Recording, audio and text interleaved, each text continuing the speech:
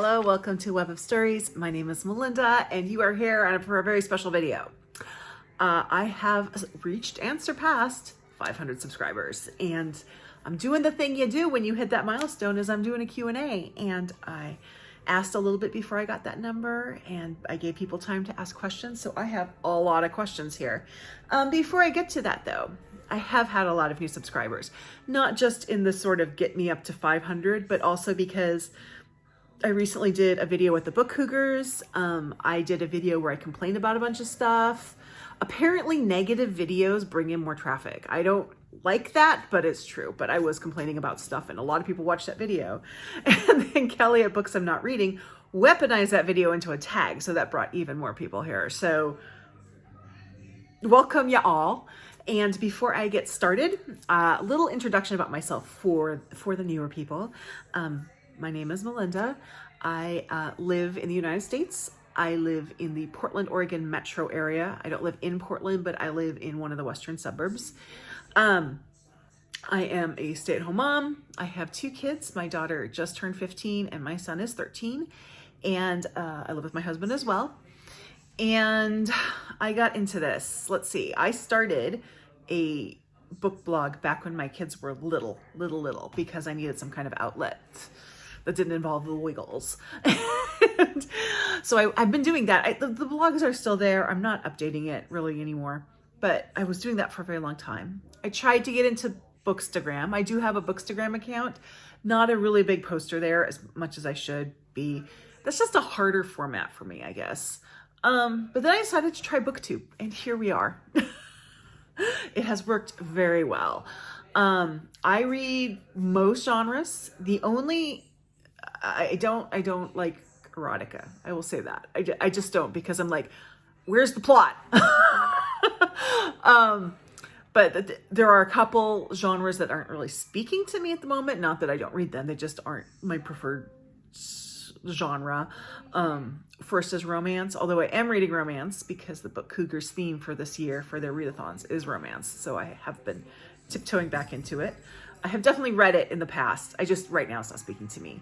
And then young adult fiction, which I know, not really a genre, but I live with two young adults, so I kind of need a break from that in my reading. I mean, in the future, I may go back to it. And it's not that I don't read these, it's just that they aren't speaking to me. I do have a little bit of trouble getting into science fiction because I never really read it.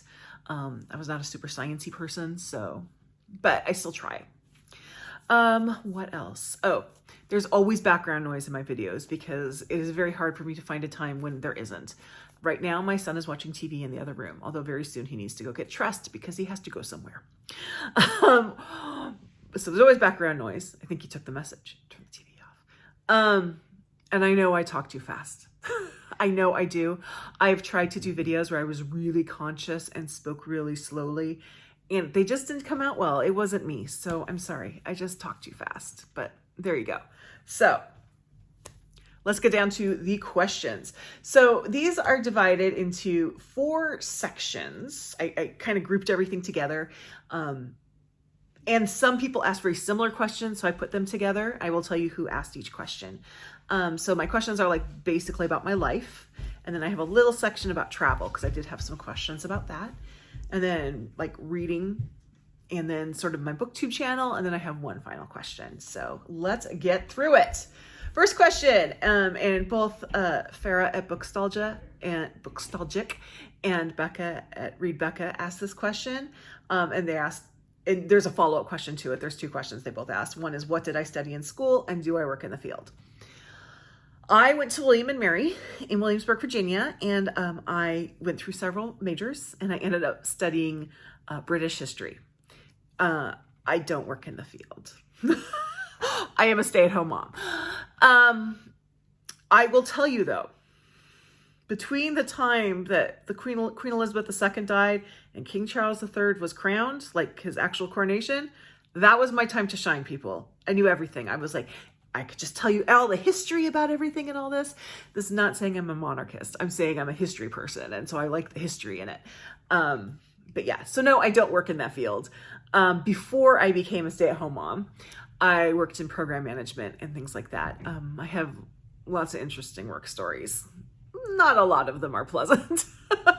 But yeah, I came out with probably a good liberal arts degree, so I could go in various directions. But so that was cool. And then Farah again at Bookstalgic and Sui at Sui's Book Banner asked if I have any other hobbies besides reading. And I do. And I'm not counting things like driving my children around because that takes up a lot of my time. I love theater. I love to go see live theater. Obviously, that's not something I do all the time, but I do it several times a year.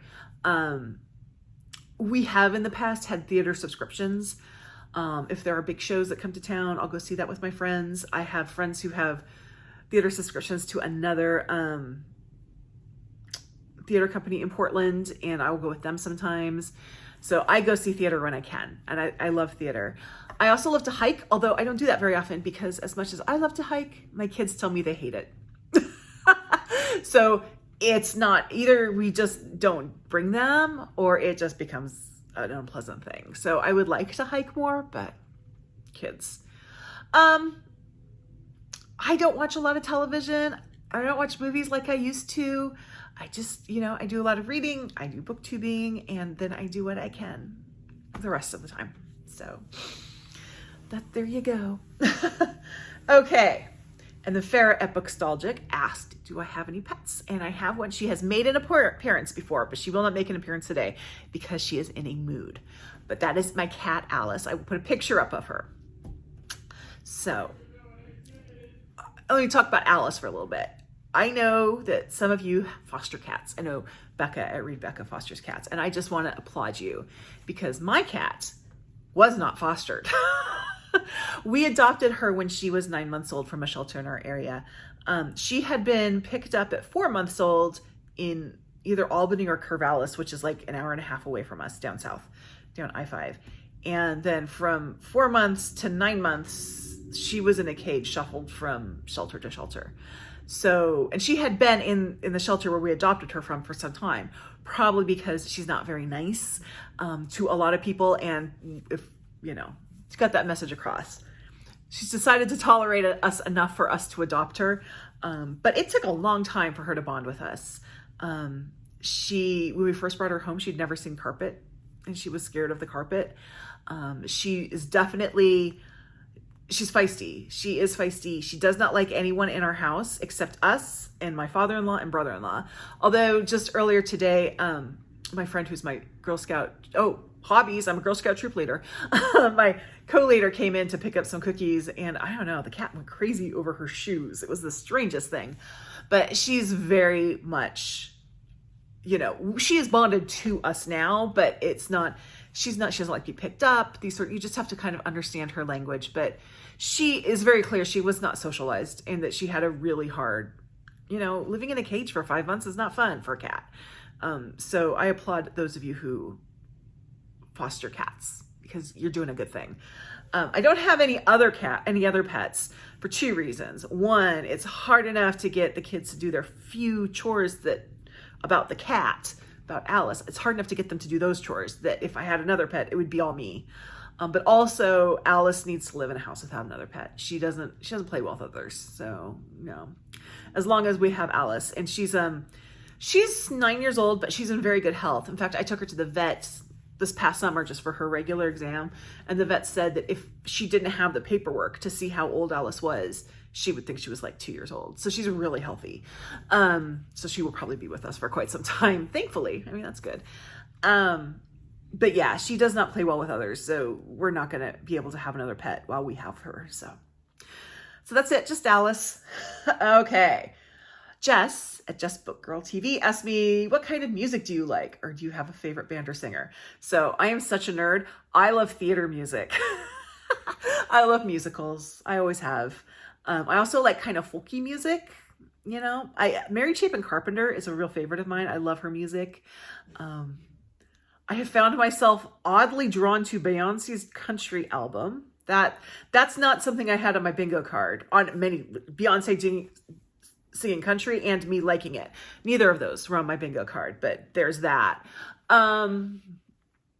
we listen to a lot of 80s music in our house because both my husband and I are children of the 80s, and that's what we grew up listening to, but our kids really love it. So yeah, we listen to a lot of 80s. In fact, last week I took my daughter to the doctor for her annual exam. Talking a lot about taking people to the doctor for some reason, but the doctor asked her, what's your favorite music? And she said AC/DC, and I was like, really?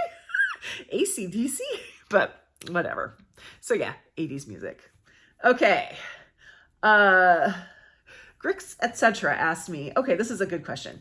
If I could read fluently in one language and not able to speak it, and then vice versa, which languages would I choose? So to be able to, would I be able to read fluently but not speak it? So being able to read fluently, not speak it, I would say either Latin or ancient Greek. I listen to a lot of like Natalie Haynes, and she talks about, these stories, these thousands of year old stories have only been translated until very recently by men. And there's a real male gaze on it. And sometimes when you go and you look at it differently, what we have been reading for decades isn't really accurate. So I'd love to be able to read things like that in the original language. And I don't need to speak it because there aren't that many ancient Greeks around. And Latin isn't something you have a lot of conversations in. Now, the other way to be able to speak, but not necessarily read, that would be Spanish.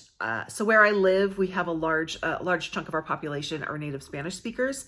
And, why do we expect them to speak English, but we aren't expected to learn Spanish? So just so people know, because I always hear this whenever people get their ballots and they're all complaining that it's in different languages. The United States does not have an official language, and it's left up to the states. And 18 states, Oregon is one of them, also do not have an official language. So there's no official language in Oregon. English is not our official language because we don't have one. And enough people speak Spanish in my community that it would make sense for me to be able to speak Spanish. I am doing Spanish on Duolingo though, so I'm moving in the right direction. Okay, and then Priscilla at Evening Reader asked me, who would play me in my biopic? Miranda Hart. There you go. That's who'd play me.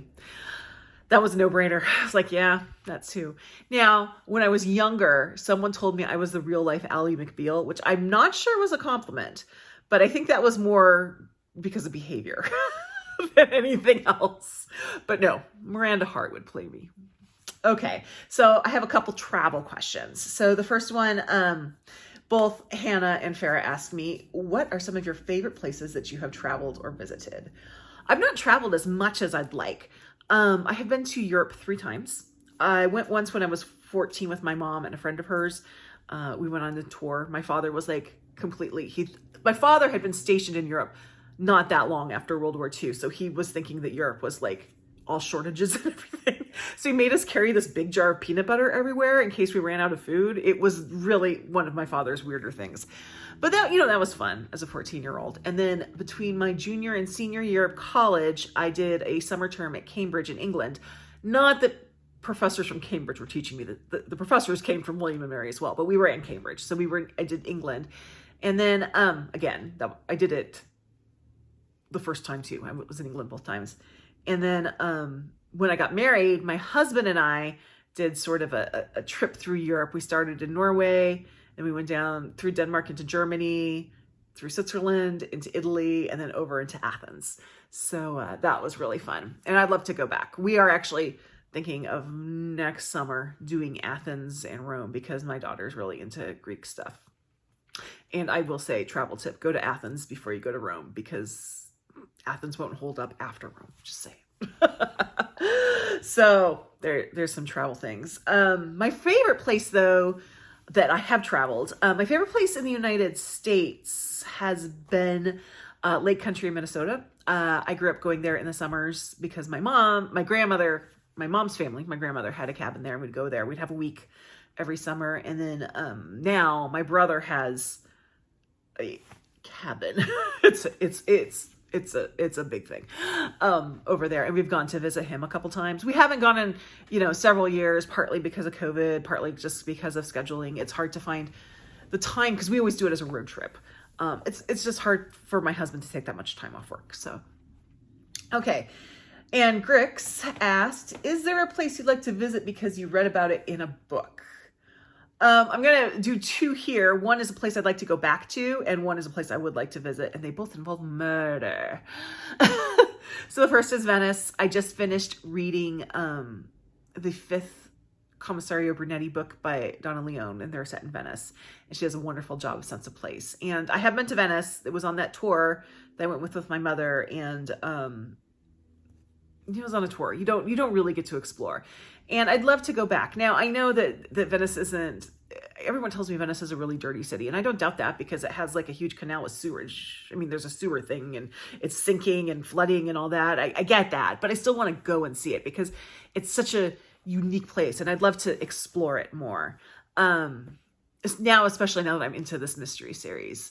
The other place where I have not been to is Iceland. And I have been reading some Nordic noir, especially Ragnar Jonasson, who is Icelandic. And I'd love to go to Iceland also because of murder. But no, Iceland is also very unique. Fun fact, in the Middle Ages, when the idea of purgatory was coming up in the Catholic Church, and they thought, there's this limbo land, there's purgatory. They believed that purgatory was Iceland. So like you died and then you went to Iceland for a while and then you went to heaven. It was very strange. But anyway, those are my travel questions. I have a bunch of questions about reading, which is not surprising. So Sue Jackson asked, was I an avid reader as a kid? I was actually not really. There are a lot of reasons why I wasn't. And I'll cover those. I will cover those as I come on, but I really wasn't. It wasn't until I was like a teenager. And then in high school, I read a lot of romance. And then, college, and I got out of reading during college. And then after college, I got back into it. So, and then Jess asked, how do I get into reading? Is anyone in my family a huge reader? My mother was a huge reader. And how I got into it, when I was a kid, I was given books to read. And so that idea of choosing books for myself was not really a thing really until I got to school and I could use the school library. But even then that's, you're choosing what all your friends choose. So, so I really got into reading when I was able to have more personal choice over what I was going to read. Which started to be, well, first of all, high school, because romance has a lot of sex in it. Let's just face it. That's what, there you go. But as an adult, I can choose, I can read whatever I want. That's like a new idea to me. So that's really what kind of got me into being the reader that I am now. And then, both Lori at Books, Ink and Paper and Sue Jackson asked, what kind of books did I read as a child? So there were the books that I was given to read, but I do remember specifically reading the Ramona Quimby books by Beverly Cleary. I loved those as a kid. In fact, they were still being published when I was a kid. The last book or the last two books didn't come out until after I had kind of outgrown that series. So I was able to read them for the first time as an adult when I was reading them to my daughter. So definitely Ramona Quimby. I don't remember a lot of the picture books that I read. A couple that I remember were actually really problematic. I remember I had this book called some kind of witch. It was about a little witch. And she had a big nose, and she had it because she wasn't nice. But if she was nice, then she was going to get a pretty nose. That's awfully problematic. Do you remember that? I remember having this book as a kid and reading it. So yeah, but then, when I got to school and I was introduced to Beverly Cleary, that was a big one. And then, when I was in middle school, I did a whole thing about this. That's when Sweet Valley High came in, which of course went right to romance. That's a natural progression. So yeah, that's kind of how I got started. And then, B Hart asked, do you remember the first book you ever read? Well, the first book I ever read on my own was, and I don't remember which Ramona Quimby book it was, but it was the one where she squirts out all the toothpaste. It might be Ramona Quimby Age 8 yeah.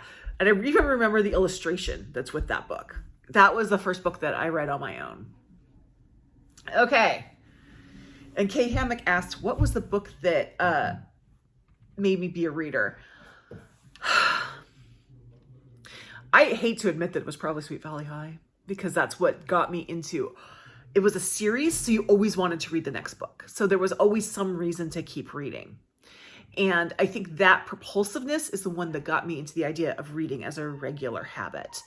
And I'm not proud of that answer, to tell you the truth, but that is the truth. That Sweet Valley High is what made me a reader. Okay. And Caitlin at Bandy's Books asks, what book has been life-changing for you? This is probably the question that I struggled with the most. I would say the book that's probably been life-changing for me was Jane Eyre, because I read that as an assignment. And it was the first time I had read it as an assignment, and then immediately read it again so I could read it for it not being an assignment and enjoy it. I really getting in on that fact that, reading books academically is different than reading books for enjoyment. And so there are a whole bunch of books, like all of Jane Austen, that I don't like because I only read them in academic settings. One of my things for this year is to give Jane Austen another try, not in an academic setting, and see if that makes a difference. So the fact that Jane Eyre is the one that taught me I can really like these books that I'm assigned to read that aren't classics. So yeah.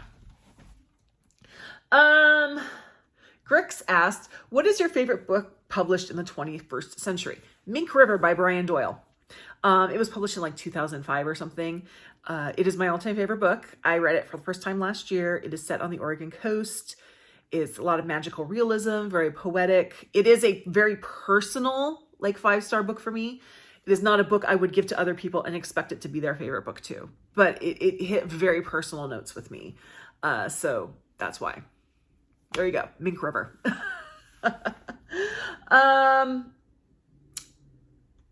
Lori at Books, Ink and Paper asks, what is the most challenging book you've ever completed? Middlemarch. I read Middlemarch through the Serial app 2 years ago, and it was hard. I did not enjoy it. That being said, that is on my list of books to try again.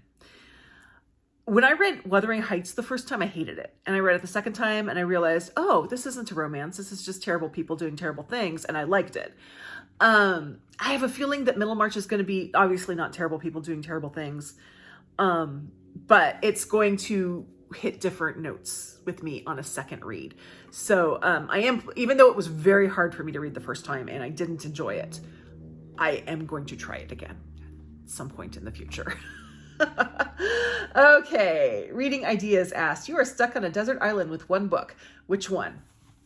So if you'd asked me by the end of last year, I would have said The Three Musketeers because I loved The Count of Monte Cristo and I would want to read something else by Dumas.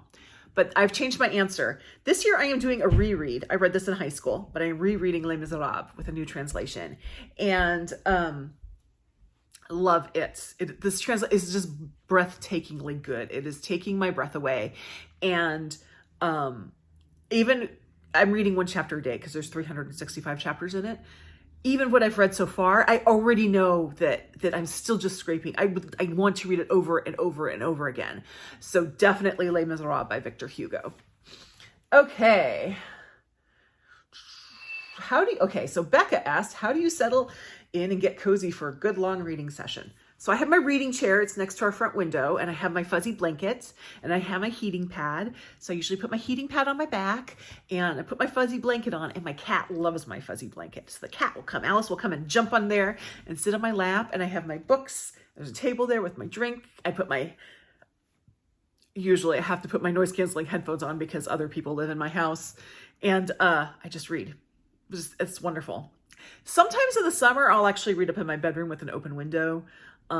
If it's too kind of warm down here, but really the front window is where I really like to read. Okay. Related to that, Laura asked, what does your favorite bookish day look like? It looks like reading all day. Like if I could just sit and read all day, I would. I would take breaks because I kind of have to give my eyes a break. I have some eye issues that I do have to give them breaks, but I will just do it. And then at the end of the day, have a chance to talk with people about what I've read. Reading is very solitary, so the chance to have someone to talk to while you're doing it is very important. Okay. And then Caitlin asked, do you set out to read a certain amount of books or push through them every month, or just take it at your own pace? I'm kind of somewhere in the middle on this. I usually have some books I really am planning to get to that month, but it's not nearly as many as I know I'm going to read. So I try to leave room for mood reading in it, but I do have a small number of books that I do try to get through every month. Tomorrow, if you watch this the day it comes out, tomorrow will be my March TBR. And my March TBR is a little bit longer than usual. So you could see like the kind of stuff that I'm going to try to read and why. But yeah, I need to have some room to be a little do whatever-ish. Okay, Becca asks, do you have a personal encounter or anecdote with an author? And I am going to actually stop this video now and take my son to his D&D thing, and then I'm going to come back and I'm going to start with this question and we will finish. Through the magic of editing, it'll be like that for you. So I'll see you in a bit. Hi, I'm back. My son is at D&D. I'm sorry, I did not plan the time out well for this, but I'm back with my questions. And the question I left off on was from Becca. And it says, do you have a personal encounter or anecdote about an author? And I had to think about this one, but I do. So back when I was working, my company would put on this thing called like the diversity fair. And in my group, I was required to go one year, and I was a little not enthused about going because I had been in that group long enough to know that they can talk the talk, but they were not walking the walk. And it was very frustrating to go, but I kind of had to. But then I found out that the keynote speaker, so they would have like a big lecture hall, they'd have speakers, but then they'd also have breakout rooms and you could go to different ones. And the keynote speaker at that would be Amy Tan. So I'm like, oh, that's cool. I could go see Amy Tan.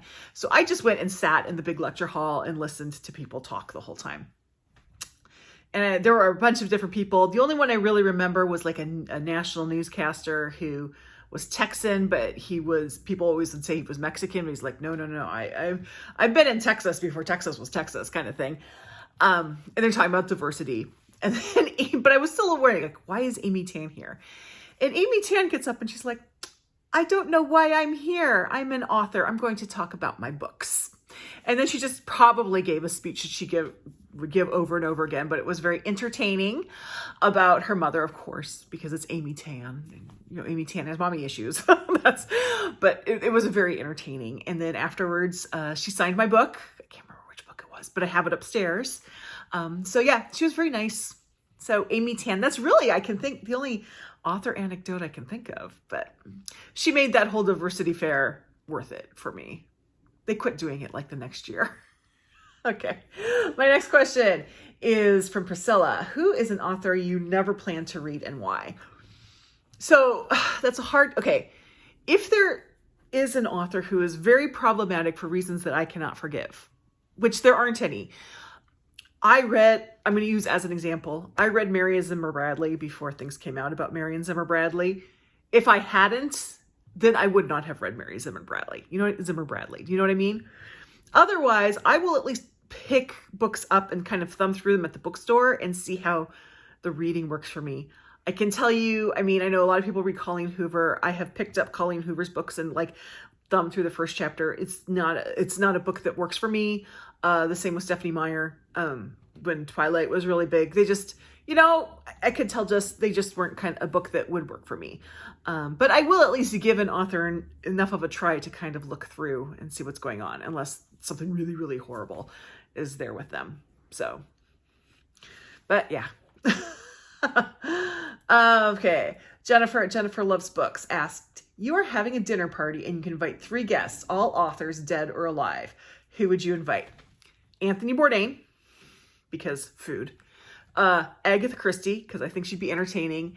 And, I had 2. I have to think of a third one. I'm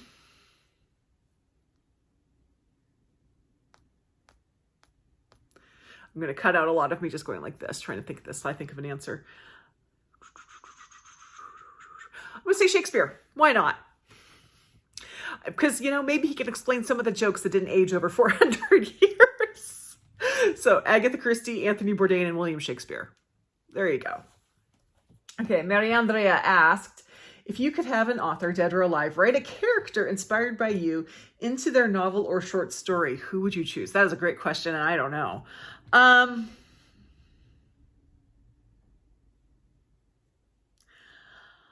I think I would say Louise Penny, because I would love to be a resident of Three Pines, even though they have a lot of murders there. I just would. I would love to live in Three Pines.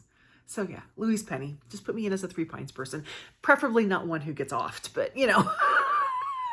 Or one who does the offing. But yeah, Louise Penny. Okay, and Angelia asks, imagine that you have won a 5-minute free shopping spree in the bookstore of your choice. What will be your strategy? I have a strategy because this is basically how I have to book shop. So my local independent bookstore is Powell's. Not the big Powell's downtown, but like the satellite Powell's over on my side of the metro area. And there's an ice cream place not far from it. So the kids go with me. And the rule is they cannot be annoying. And if they are not annoying, we will go have ice cream. But there's a short amount of time that I can actually shop for books. So if I'm going for a specific book, I go get that. Then I go and I look at their different like sort of temporary displays, theme displays. I look through those. And then I look at the remainder shelf and see what's there. And that's like 5 minutes right there. So that's my strategy. Look for look for my specific item, look for the temporary displays, and then do the remainder shelf. Because it's nice when you don't have to pay full price for a book. So there you go. So now we're going to move on to some like booktube related questions. And Caitlin asks, what is your favorite thing about booktube? And of course, I'm going to say the answer that everybody says, and that is the community. Like I've gotten to know so many people. I get so many book recommendations. I'm making new friends. It's a great way to kind of meet new people, and especially not so much now that my kids are older, but there was a period of time where I did feel very isolated because I was home with kids.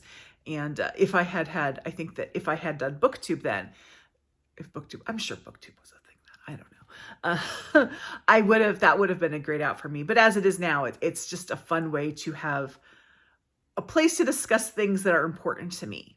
So definitely the community.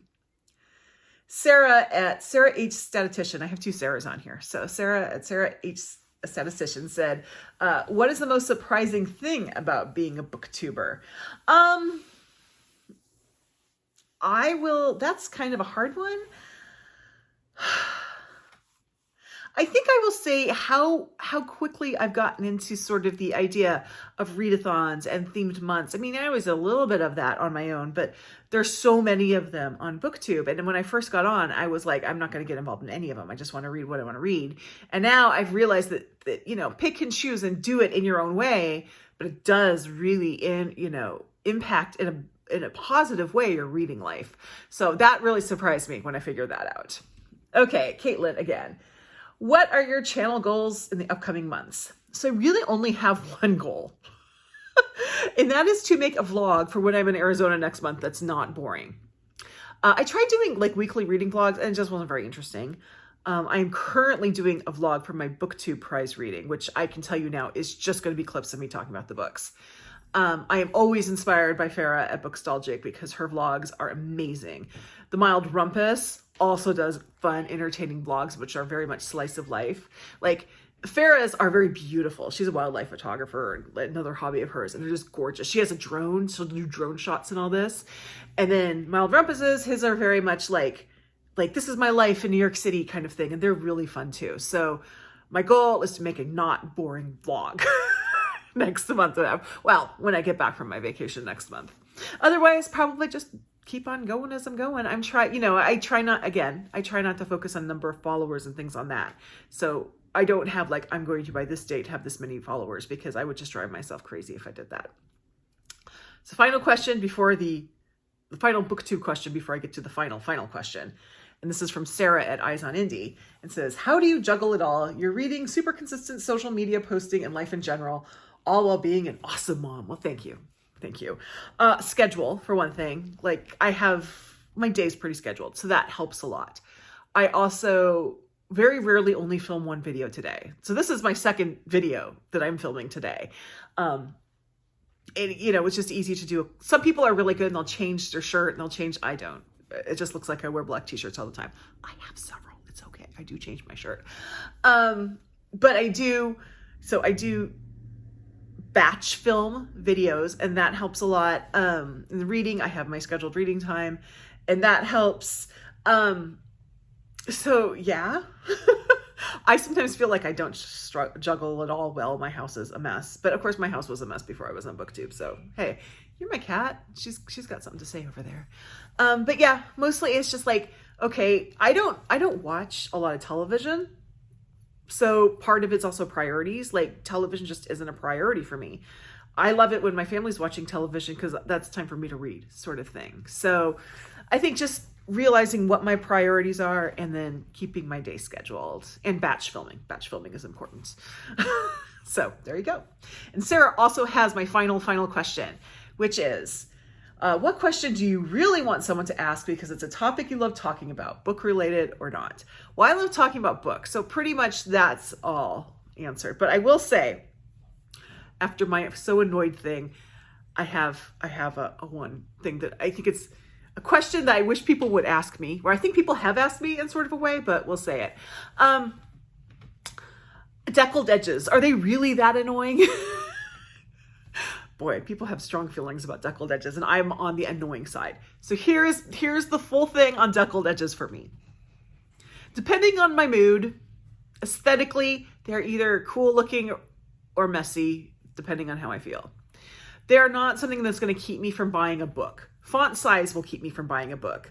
Deckled edges won't. But I will tell you, if I have to if that book is for like a book club or something and I have to thumb through it to find stuff, the stream of profanity that will come out through my mouth when I have to deal with those deckled edges will be amazing. So that's my deal with deckled edges. Like, they're not going to keep me from buying a book, but I will complain about them. And yes, I think they're annoying. I'm sorry. But the good thing about deckled edges, though, is that to have a deckled edge, you have to have a high quality paper. So deckled edged books have high quality paper. However, you could have a book with high quality paper without having deckled edges. So there you go. Anyway, thank you so much for everything. And thank you for hanging out for this. I'm sorry I had to leave in the middle and make a weird cut. But hey, you should be used to that if you've been watching my videos for a while. So let's just keep on going as we're going. And I will see you in the next video. I will have a video coming out tomorrow. I generally do videos on Tuesdays, Thursdays, and Saturdays. And then sometimes I'll throw in other days. Wednesdays are Shakespeare days on days that I do it. So anyway, subscribe if you haven't already. Join my Discord. Information's down below, and I'll see you next time. Bye-bye.